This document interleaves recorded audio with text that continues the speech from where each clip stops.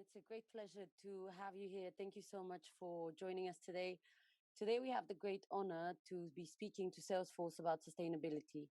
And I'm joined and have the great pleasure to be speaking to Christian Leffin and also Patrick Flynn. And we are going to discuss with them what actually has allowed Salesforce to kick off sustainability as a topic and be able to establish it significantly within the company.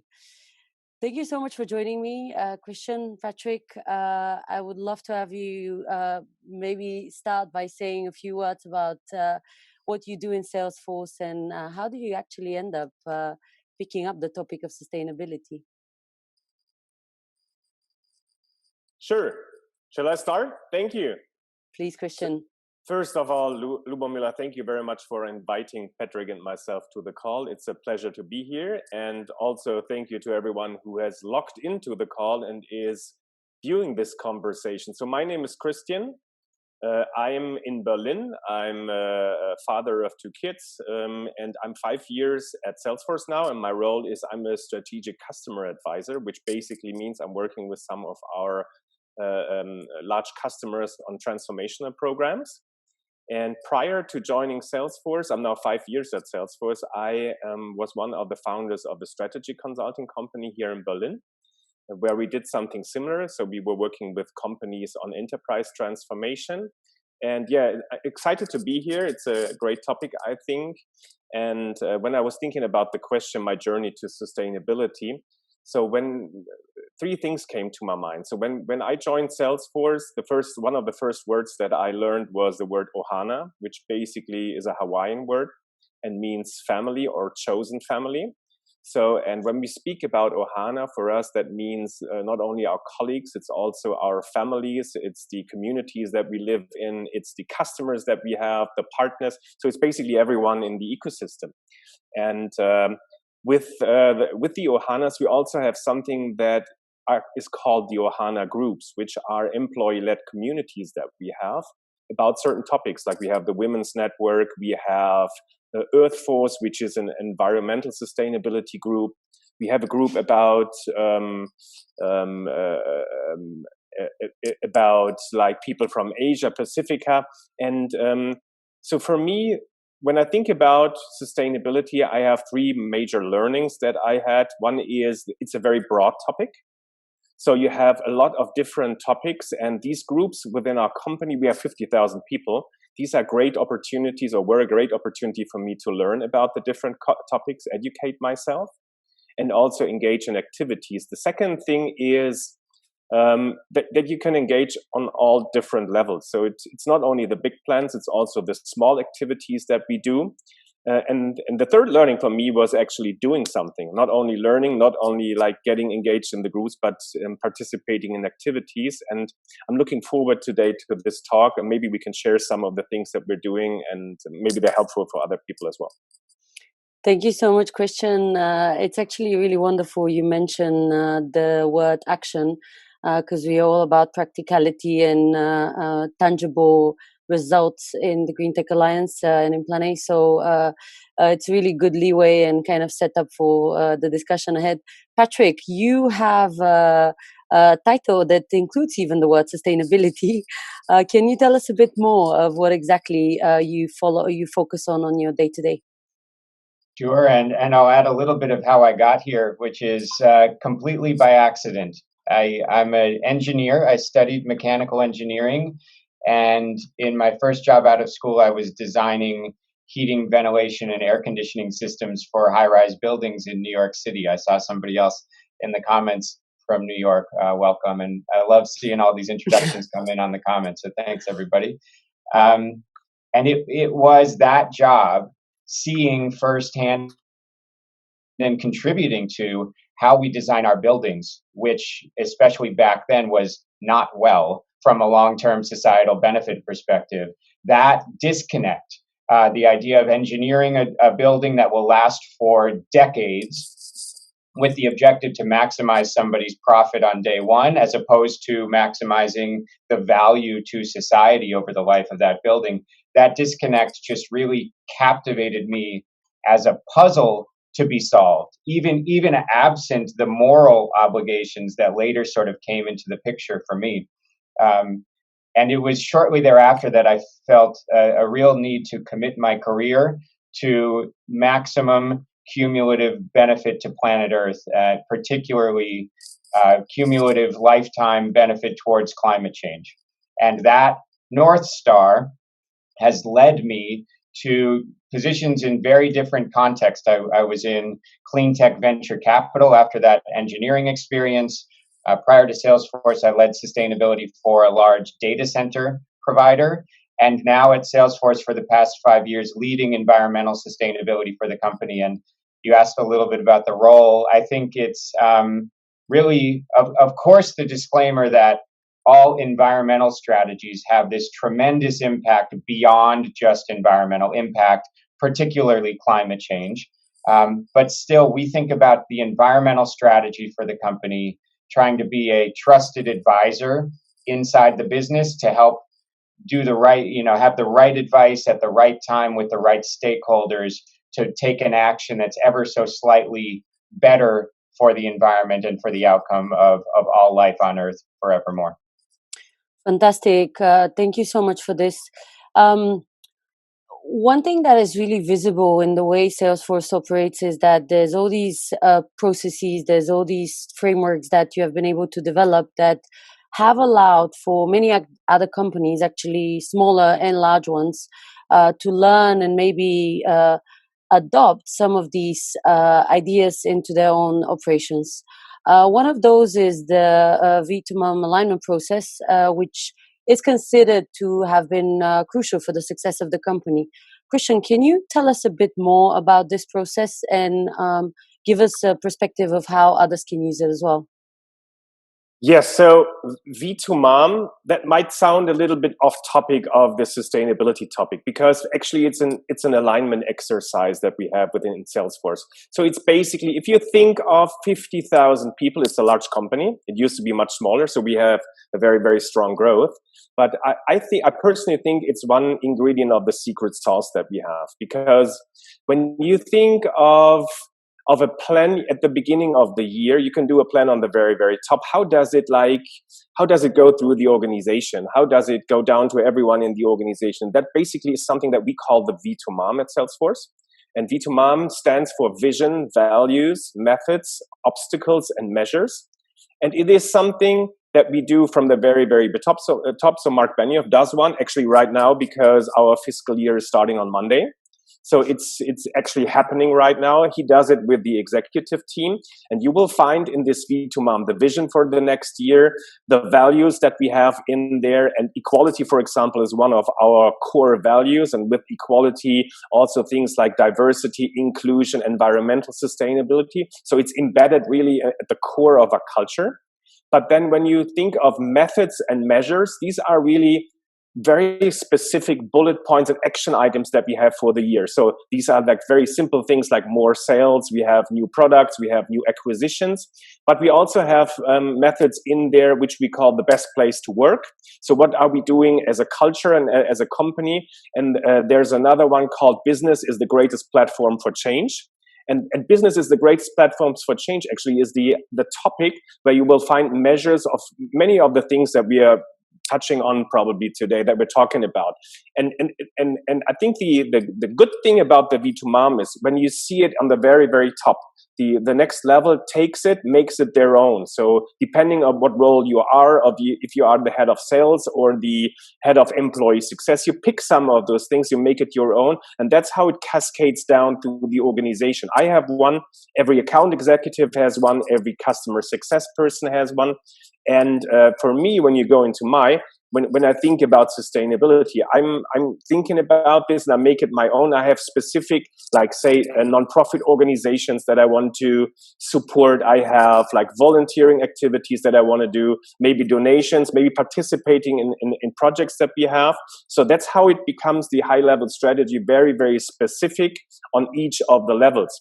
And I think this is very, very relevant because another component is these V2MOMs are transparent.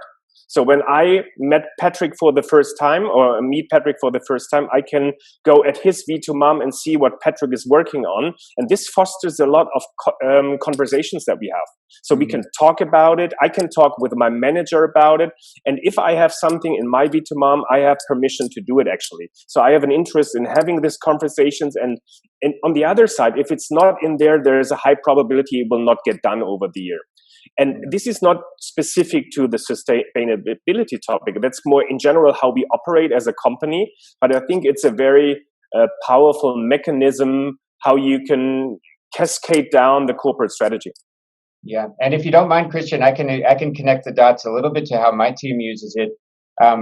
We think and operate in the sustainability field. We talk about integrating sustainability throughout a business, right, to every stakeholder. And the concrete specificity of everyone having a V2MOM means there is a place for that executive stakeholder that I'm interested in engaging with to write something different about what their values are, what their objectives are for the year. And so for me and my team, this season that Christian's talking about, when all of the V2MOMs are getting created and language is getting cascaded down and up throughout the entire company, this is a chance where we try to make sure the word sustainability shows up as a value within the real estate and workplace services team, or the language for the objective that we want to do with the government affairs team appears in the right V2MOMs within that organization. So it is how we integrate sustainability throughout the business. This is really powerful because at the moment, actually, when you observe sustainability in the corporate sphere, most often it is sitting somewhere as a department by itself, but it doesn't necessarily penetrate the activities across the border. And it's something that should be a learning for small and large-sized companies.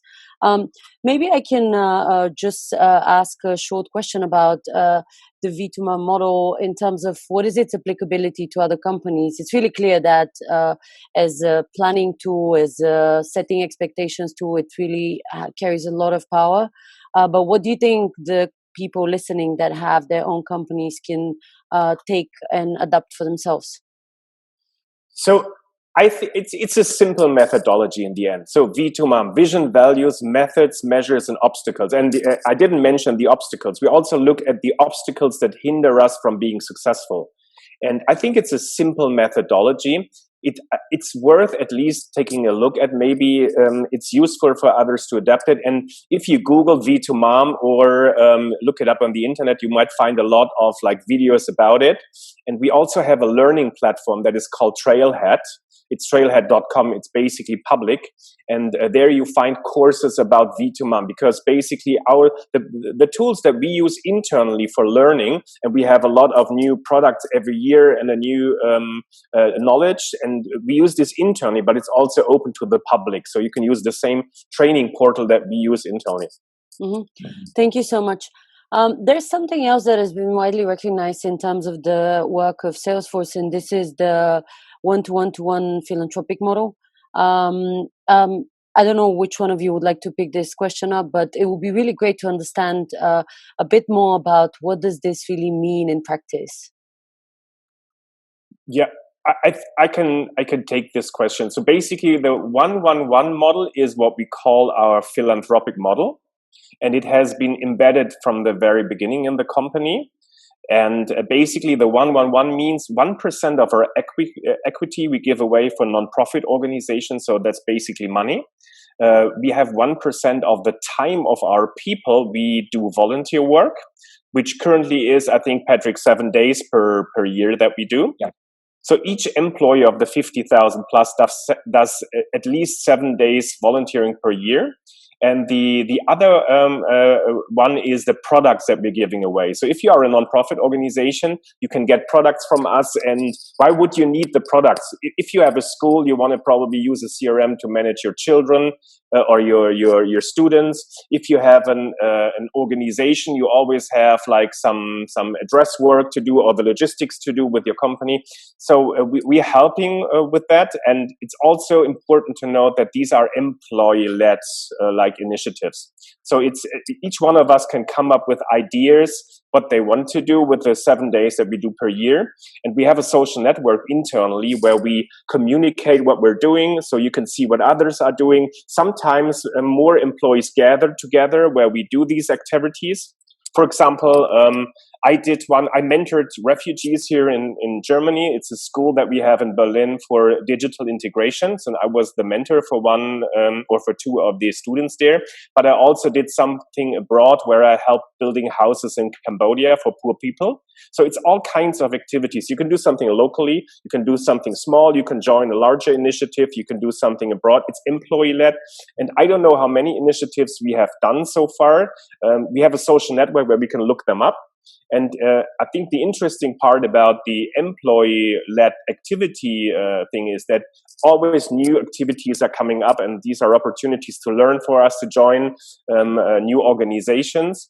And that's what I meant in the very beginning. We have activities on all kinds of levels. Mm-hmm. That is great. And you mentioning all these initiatives and who actually sets them up? Is it all the employees basically taking some time within the company, or how do they actually come up with all the ideas for these initiatives? Again, these are employee-led initiatives. So you can do something in your local community. You can do we have something that a lot of things that we do in Berlin. And we also look at the UN sustainability goals, and we have some focus topics that we try to look at. But basically, these are employees are coming up with the ideas. Fantastic. Can you share, Christian, a bit more about the Pledge 1% initiative in terms of how others can get involved who are not part of Salesforce? So the Pledge 1% is when you Google that, it's a website actually. And the idea of the Pledge 1% website is if you are interested in doing something similar, the website explains the methodology that we have. And it's basically also something where you as an organization can say, I want to adopt this methodology. And when you go there, there's a list of members. And I don't know the number of the members, but it must be 5,000-6,000 companies who have already adopted this mechanism and embedded in their own corporate culture. This is fantastic. This is really great, and we'll add to the chat a link to the pledge where others can see how they can get involved. Patrick, what is the definition of corporate climate action? We see all these pledges, we see commitments. There's particularly a lot of excitement about sustainability since 2019. Can you tell us a bit more about what you define as this topic? Sure, thank you. Yes, I think let's first set some context. You have the 17 Sustainable Development Goals, which is humanity's to-do list for this coming decade with 169 metrics underneath those. Then you've got the environmental components of that. And then within the environmental strategy, you often find climate change and climate action. Now, climate change also underpins over 90% of those 169 SDG metrics. So I think of it as the one-stop shop for the greatest impact, whether you're passionate about equality or economy or really any topic that might be of interest to you within the broader SDGs. It's great that you also talk about action, right? That is such an important word here. We need to move from competition over ambition and long-term target setting, which is important, but we need to move towards a collaboration for action. And action is demonstrated in numbers, in metrics, in forward progress, in near-term transparency. And that's a big piece of how we think about our role and responsibility in the climate action journey. Number one, to be transparent ourselves, extremely transparent. Trust is our number one value within the corporate context, the corporate B2 Mom. Transparency is a very important part of that. So we aim to show our progress, even in the places where we are challenged or stuck or can't do it alone. We want to aim for the big collective journey ahead. After all, we see a lot of conversation about net zero targets at the company level, and that's great. And net zero is really the global goal that we need to reach as quickly and as justly as possible. And there can be no success for one organization reaching net zero unless it is a shared celebration by every stakeholder on Earth as we reach net zero together. When we think about our climate action strategy and journey, we think about it in a few different ways. Number one, our operations, getting our own house in order, making sure we look at our most material impacts as a cloud provider, electricity consumption, particularly dirty electricity consumption, because so many of our grids, unfortunately, still get their power from digging up long dead fossils and lighting them on fire. We need to move to a cleaner and more renewable grid. By the way, we will hit 100% renewable electricity on an annual matching basis for our global operations in FY22 this coming year, and only from new additional renewable energy that we or our suppliers have helped bring onto the grid. And the operational elements of the strategy extend into all of the different things that we do. We also think about our goods and services. What are we doing out in the marketplace? How are our products being used and by whom? And is there a way to embed sustainability more deeply into our tools? And I imagine we'll talk about Sustainability Cloud in a little bit and the tools that we've brought to market. And third, so operations, products and services, and then influence. And this is where things get really interesting and where the climate crisis really comes into the picture, because what we know for sure is that every leader needs to focus on those strategies that have a potential to deliver impact at a scale that planet Earth will actually notice, and fast. And so it's through our influence that we find some of the biggest levers for change, even if they require a longer term and more indirect approach. So we think about, yes, our customers and helping them on their own climate action journey, our suppliers and helping them on their journey, and we can get into a little bit more of our commitment there later. The investor community, and echoing back to this idea of transparency, how do we model very clear and transparent disclosures through our investor grade channels about climate risk and opportunity so that we set the bar for other company disclosures out there and move capitalism towards a stakeholder capitalism as quickly as possible. And then we think about government affairs and public policy within that influence lever as well. How can we use our voice, our influence, to shape the policies and regulations that will set a course for planet Earth that we all want and that we all will share? This is really powerful, and the fact that you mentioned these stakeholders is actually quite bold, because companies quite often, at least from what can be observed, finishing at scope 2 and scope 3 kind of is a blurry topic that maybe you don't want to even cover because you might not even have visibility on what's going on there. I would love to pick up on this in a second. Yeah. I would love to understand, Patrick, you've been able to push sustainability in different ways, and all these examples that you gave are definitely validation for this. But there's also been innovation across product design. There's some big pledges for planting trees, which already has kicked in. How did you define the plan, and how do these activities interact with one another? Yeah, it's a fantastic question, and I think each company's journey is going to be a little different. But one of the things that guides our strategy is, I believe, especially because of how critical climate action is right now, that every stakeholder needs to focus on what they do best for climate action. And that's true at the individual level. We need artists to make art for climate action. We need farmers to farm for climate action. And it's also true at the organizational level.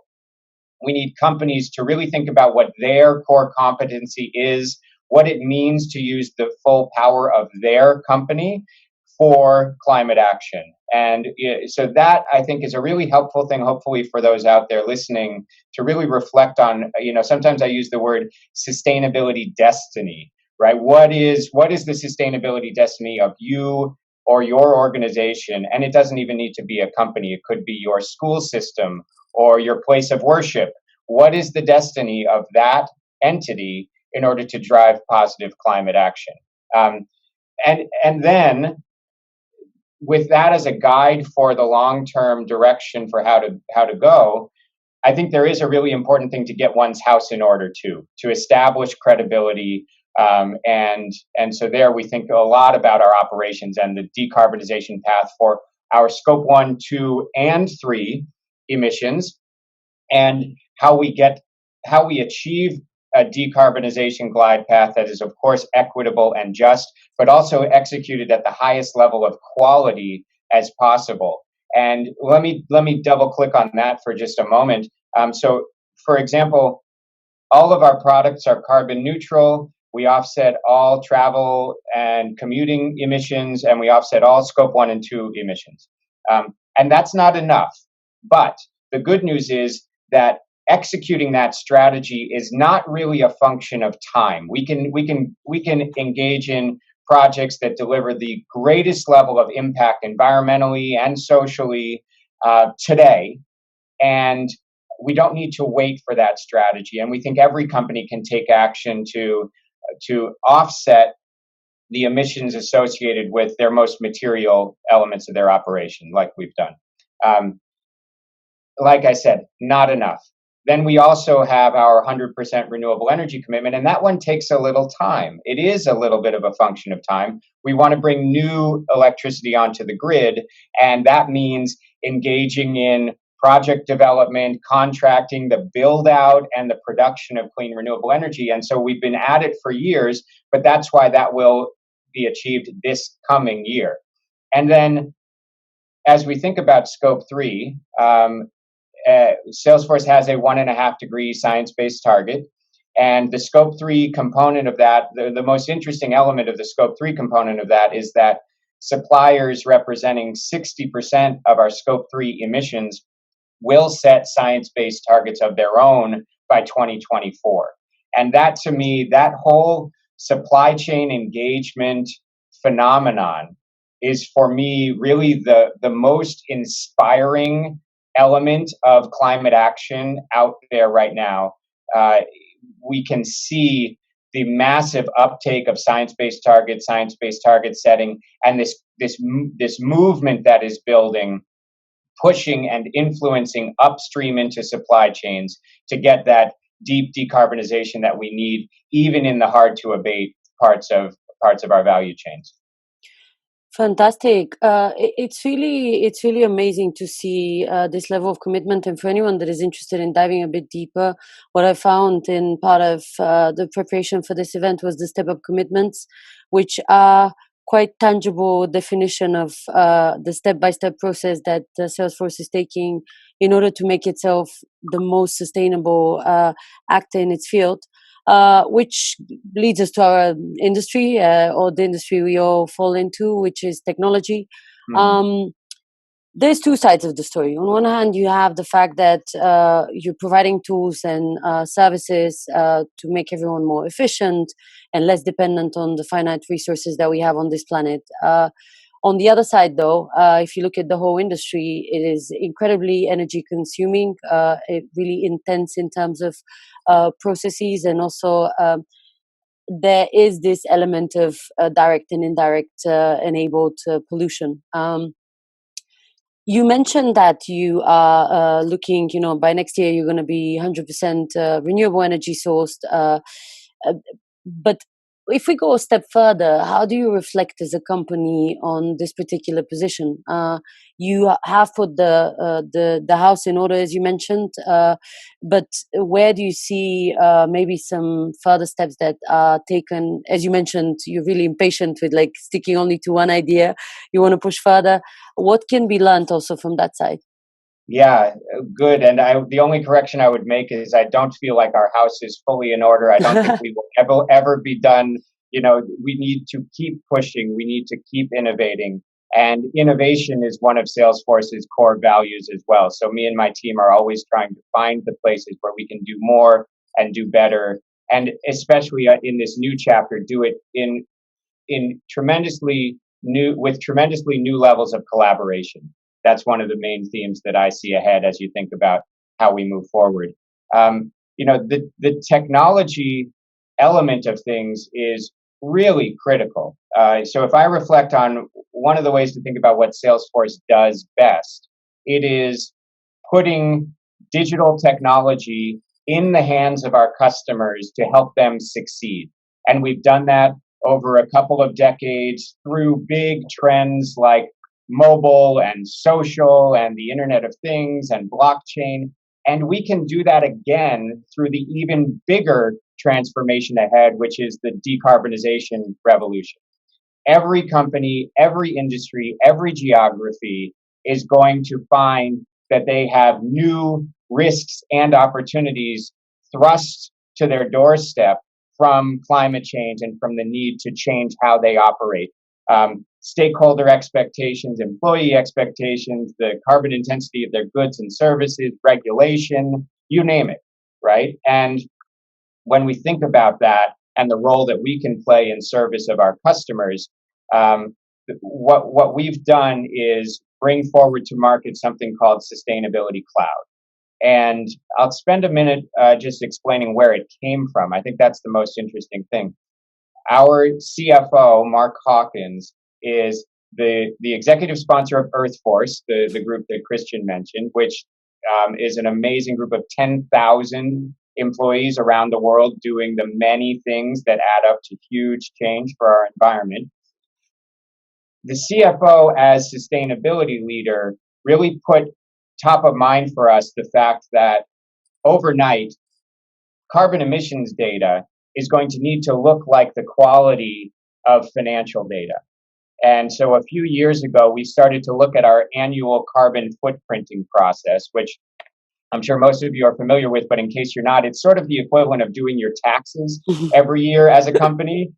Equally complex, sort of equally boring, and instead of counting dollars, you're counting carbon emissions and generating a balance sheet, a P&L, et cetera, for the carbon emissions. And the process takes forever. It's usually done with a mess of tangled spreadsheets, and that is not what it looks like when a company does its financial reporting. And so we built a tool on the Salesforce platform. We assembled the building blocks like Legos of the technology components that had been built over the years for Sales Cloud, Service Cloud, Marketing Cloud, the tools that you all know, and brought them together to help any company, particularly ours at first, gather that data, make it transparent, check its quality, allow third-party reviewers to come in and see the data in context, and generate a single source of truth for a company's comprehensive carbon emissions picture, including the upstream spend-based scope 3 type of emissions that you were alluding to earlier, Lubomila. And so now that's in the marketplace. It was a huge success for us. It took our footprinting process, the first time we used it, from 6 months to 6 weeks, and we were able to get our key environmental metrics into our SEC filings, our public filings as a company that very first year. And so it's such a success that we thought we ought to bring it out to market. And just this week, we announced a partnership with Accenture, where each company will be doing what they do best for our customers. Accenture, strategic consulting, implementation, really deeply getting to understand the sustainability destiny of a customer, and Salesforce, technology tools, visibility, a single source of truth, analytics for that climate journey ahead. And, so to me, the role that technology will play as we go forward in every company's decarbonization journey is just tremendous. Absolutely, and you do make it sound like a easy process, but the truth is that those that are informed about it know how complex it is. So kudos on taking this a step further and making this element, this environmental layer that is so necessary, more transparent. Mm-hmm. I think what we can also discuss, and it will be really interesting, I think, for the audience, would be a bit more about the targets. There's been a few questions that came in the chat that have been asking, how did you calculate your impact, and also how did you set these targets? You mentioned the science-based targets as a framework that you've been looking into, but would you be able to cover just with a few sentences what has been the process for you to kick off this analysis? Sure. I'll try to be quick and helpful, and I think and won't really bother to dwell on. It depends a little bit.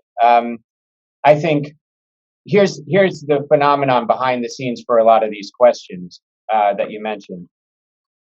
Every business knows they need to act, and that feeling is no longer just in the heart of the person who is on Earth Force or who is leading sustainability. That feeling, the need to act on climate, is at the board level, is at the CEO level, is at the shareholder level, and yet companies don't know where to start, don't know what to do, don't know how to act.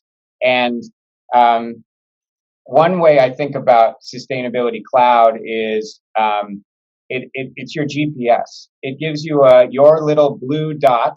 Hopefully that translates even to the smartphones in Europe. Your little blue dot on your phone that shows you where you are in the mountain range of summits that you can climb as a company. You can set that target or that one over there, but you need to first start with where is your position. And that position is really a comprehensive view of your carbon emissions footprint. Thank goodness we have good standards out there. The greenhouse gas protocol. Essentially, using the tax analogy again, it's the tax code for calculating your greenhouse gas emissions, and it's not perfect. It needs to be advanced very fast because climate action is evolving and needs to advance so quickly, but it is very robust. And so following that greenhouse gas protocol is how you establish your context, your location on the map. And Sustainability Cloud is designed to make it as easy as possible for you to gather all the data that you need. And as the piece that's probably most impactful is all of the data visualization tools and analytics that comes out of it. So once you have that single source of truth, then you can walk into the meeting with the CEO, with the CFO, with the board, and have a real-time dynamic conversation with data to support it about the strategy. Because one thing that's really, maybe a couple of things that are sort of tragic about the current footprinting process. Number one, you take the most bright-eyed environmentalist in a company and you tell them, thank you for your passion.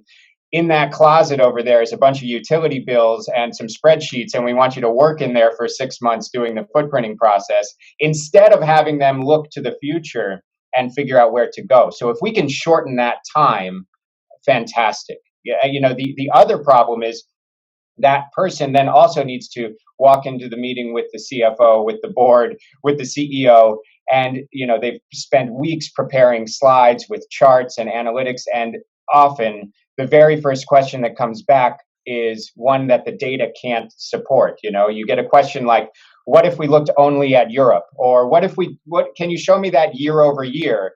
And with static slides, you're stuck. So to have a single source of truth, multi-year trusted data and data analytics built in is really the combination that can allow companies to figure out that path forward. You asked specifically about science-based targets. Let me just say in 10 seconds here, I know I went long on that piece.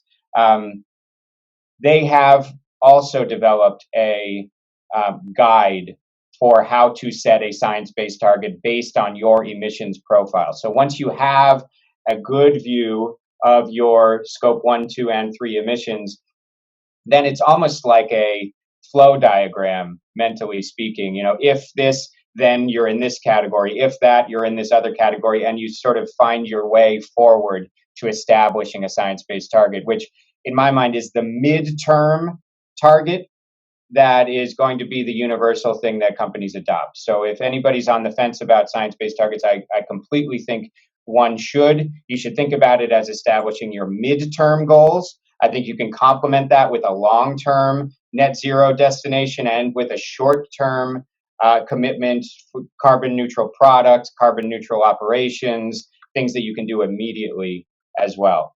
But it all starts with that comprehensive view of emissions. And I guess the one tip I would say is don't agonize over that last decimal place when you're doing it. Don't chase that utility bill for the small office in the outskirts of Berlin that isn't replying to your survey. Make an assumption, move on, because that data is not going to sway the big pie chart that you need in order to figure out what to prioritize. Absolutely. This is a really valid comment, and it's actually pushing us towards thinking about the idea that we need to be thinking about reduction, the actions that we can take actually, rather than simply getting an overview of maybe a picture that would be just a slightly grimmer than it actually is. Christian, I would love to ask you a question about, again, kind of your perspective. You're based in Berlin, as you mentioned. From your perspective, what are you seeing amongst European companies when it comes to sustainability? What is being picked up as ideas? That's a good question. I think we are often speaking about shareholder capitalism versus serving all stakeholders being shareholders, but also the employees, the families, the communities, and ultimately also the planet. I think there is an increased interest in many companies in going towards direction.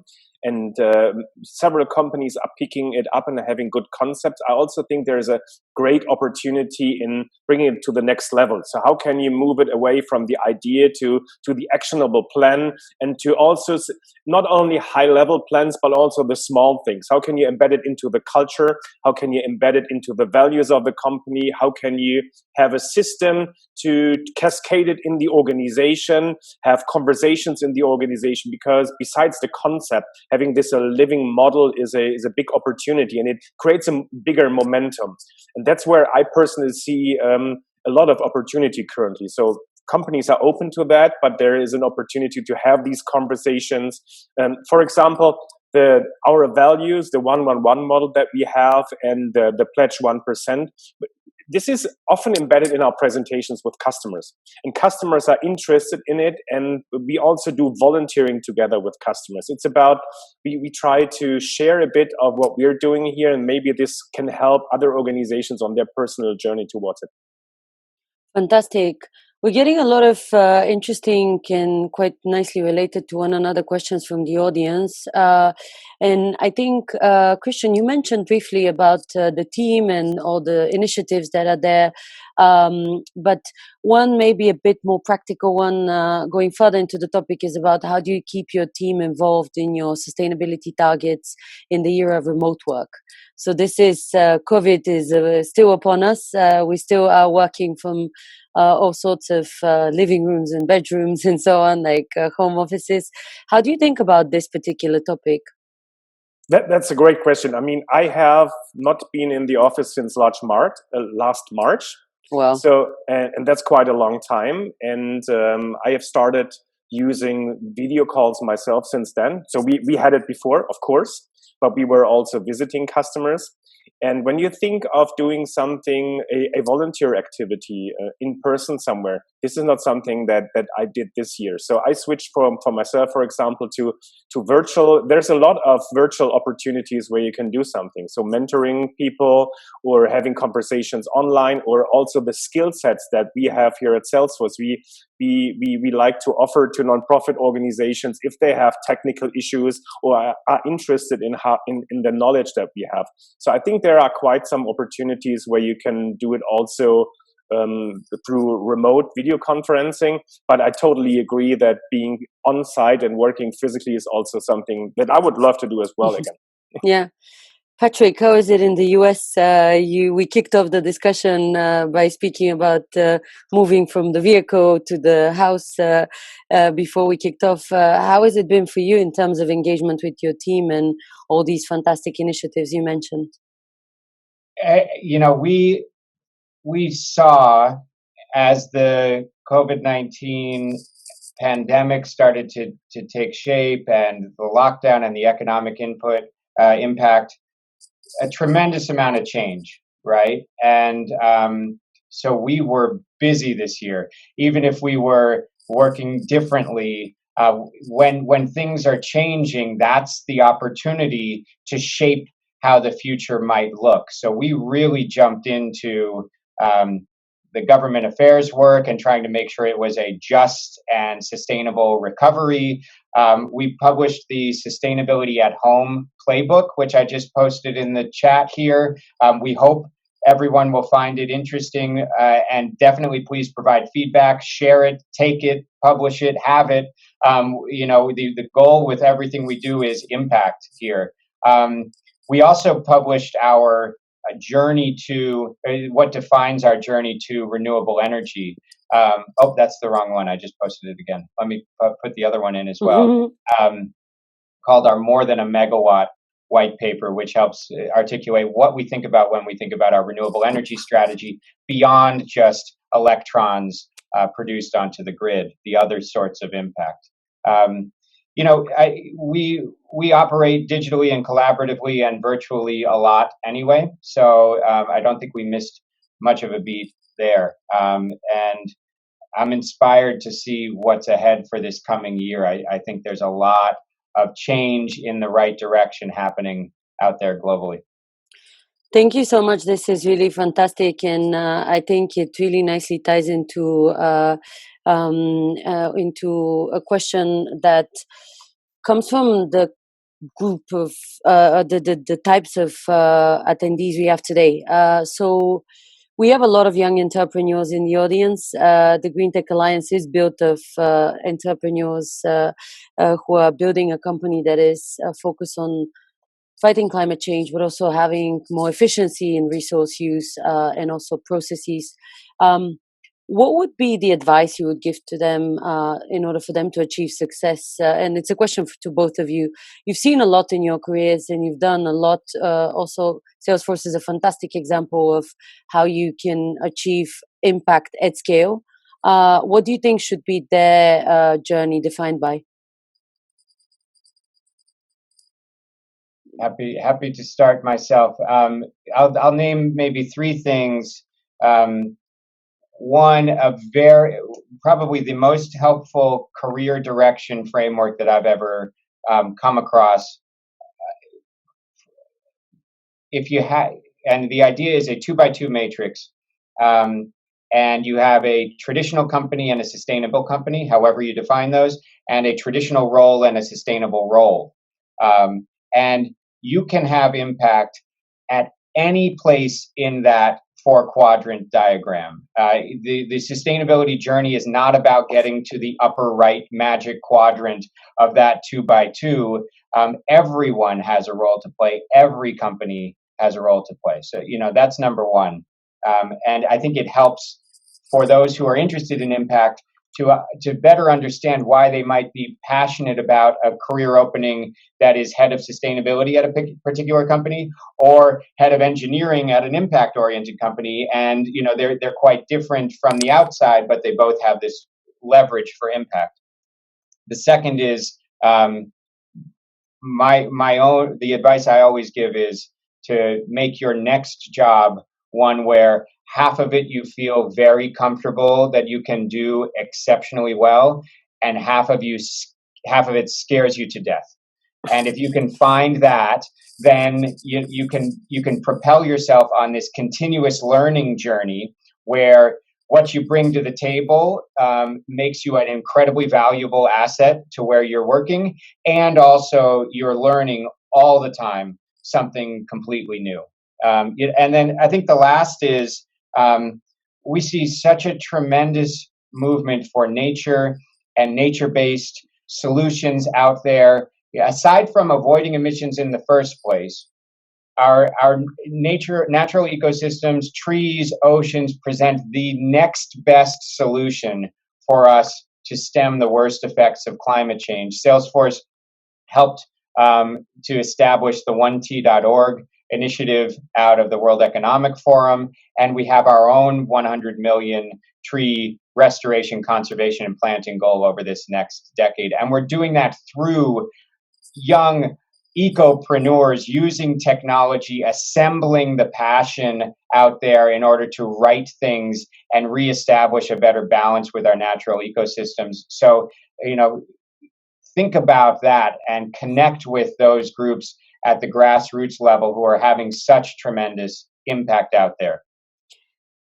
Christian, would you like to add something about how young entrepreneurs can increase or assure success by using some of the values that you've been sharing about? Yes, so I agree with Patrick. So I think everyone can do something. It is important that we do something, that we change something. That's number one. And I'm also a big fan, and that is something that I learned at Salesforce, of having conversations with others who might have different opinions. So not only speak with people who have the same opinion in your community, but also have these conversations with a community that maybe sees things a little bit different, or it doesn't even know about this fact, because I think it's a broad field, and sustainability is a very broad thing. And what is it about? Where do you want to change something? How do you want to do it? And do you want to join me in this effort? Absolutely, yeah. There's always people say, like, should I stop eating avocados? Do I need to stop taking my car? And the advice that we give in the Green Tech Alliance and in Plan A is that you need to find where you're most effective with the choices that you make. It's not about making the biggest and most dramatic sacrifice, but more finding a balance of a group of sacrifices or changes that can introduce the biggest net impact. We have an interesting question from the audience that came up multiple times, and I think it's quite quite clearly interesting for the audience. Is how does Salesforce work with startups? Can anyone get involved with you? Is there ways in which they can apply for some programs or be mentored by some of your executives or you even? Shall I take that, Patrick? So why don't you start? How do we engage with startups? So if you are in Berlin here, you might know that we have quite an exchange together. So we're working together with several startups. So more than happy to take on any requests or questions or conversations about how we can do this together. Some of the startups are using tools from us, and we have a natural way of working together. So I think there is a close community here, at least. And if you're interested, so that's an open invitation. Always happy to engage. Amazing. And Patrick, and a couple of other things, because I saw some questions about nonprofits as well. So for nonprofits out there, Salesforce.org provides free or significantly discounted Salesforce tools. So have a look there. And we have a corporate impact venture capital fund as well. And we focus on things like equality, education, climate change, and apps for the public sector. So apps that help nonprofits and impact organizations. So if you have a startup looking for venture funding, or you know of one, feel free to reach out to me there as well. And then I'm also going to drop in to the link and give a shout out to Katie Cross. On page 13 of the report you see in that LinkedIn post, that's the 2x2 matrix I mentioned, and the person who invented it maybe a decade ago. Patrick, by asking people to send you decks, now you gotten yourself into a bit of a challenge. I can I'll be promise up all you night it, knowing tonight, but I love it. Yes. Yeah, but we do have an engaged crowd. As a final question, I would like to ask something that's a bit more philosophical. Are you optimistic about the future? Christian, you want to start? Am I optimistic about the future? So one thing that comes to my mind is something that I saw, I think 2 years ago. So I was in the room with Al Gore, who gave this presentation about climate change. and he framed this presentation around must we change, can we change, and will we change? And I think especially now being in 2021 after the last year, I do not understand people who answer must we change with no. So I definitely think that's a yes. Can we change? I also believe that. There's a gazillion of great ideas out there, and also larger companies are starting to get very engaged in this as well. Will we change? I personally am a little bit of an optimist. I think so, yes. Sometimes I doubt that we have the right sense of urgency. And so I would say, yes, we can, but we should be a little bit faster with it. Yeah. And I'll close with number one. If anybody has not ever read Paul Hawkins' commencement address from 2009 at the University of Portland, I highly recommend checking that out. For me personally, that is the way to recharge the batteries of passion every time, whenever I need that, and we all do sometimes. And there's a line in there that I quite like where he says, people always ask me whether I'm an optimist or a pessimist, and my answer is always the same. He says, if you look at the data and you aren't worried, then you don't understand the math. But if you look at the people taking action globally to fix things and you aren't an optimist, then you don't have a heart. And I think he encapsulates it so well. It is incredibly urgent. It's a time where every helpful action executed at the highest level of quality is helpful. So find your own path. And it's also a time when at the same time, we need to be proud of how far we've come. We need to also not stop and know just how far we absolutely need to go and how quickly. And as at least in the Northern Hemisphere, as we enter into spring, apologies to those in the global South. But this spring, to me, I have so much hope that this will be a spring of all springs. New unity at the multinational level, healthier society, vaccinations, warmer weather, longer days, all of it. So you find me right now in a moment of tremendous hope. Thank you so much for this inspiring end, and thank you both of you that you dedicated this time to us and to people learning. There's been multiple comments about how practical the discussion was and how much people learned. I'm super happy to have been able to chat with you and learn more about Salesforce. And thank you. For those of you that are still here, I would just like to share one slide. There's for anyone that was unfamiliar with actually what we were doing here, we launched together with Planet as a communication partner series called Meet the Giants. These are the series that we were part of today. What we're basically doing with these series is to showcase the corporate action that actually is taking place and is really tangible. We have been speaking about a lot of pledges. We're fans of action, so this is our opportunity to learn from these big companies what they're taking as a step. It happens every last Thursday of the month, and as a next stop, we have Atos, Celones, and O2, and the rest is to follow. So thanks all of you. If you want to get in touch, I believe there's already been multiple comments of people wanting to get in touch with both of you, Christian and Patrick. If you want to get in touch with us, find us on LinkedIn, and thank you for the time that you spent with us tonight. Such a pleasure. Thank you. Good luck, everyone. I look forward to staying in touch. Thank you very much. Bye.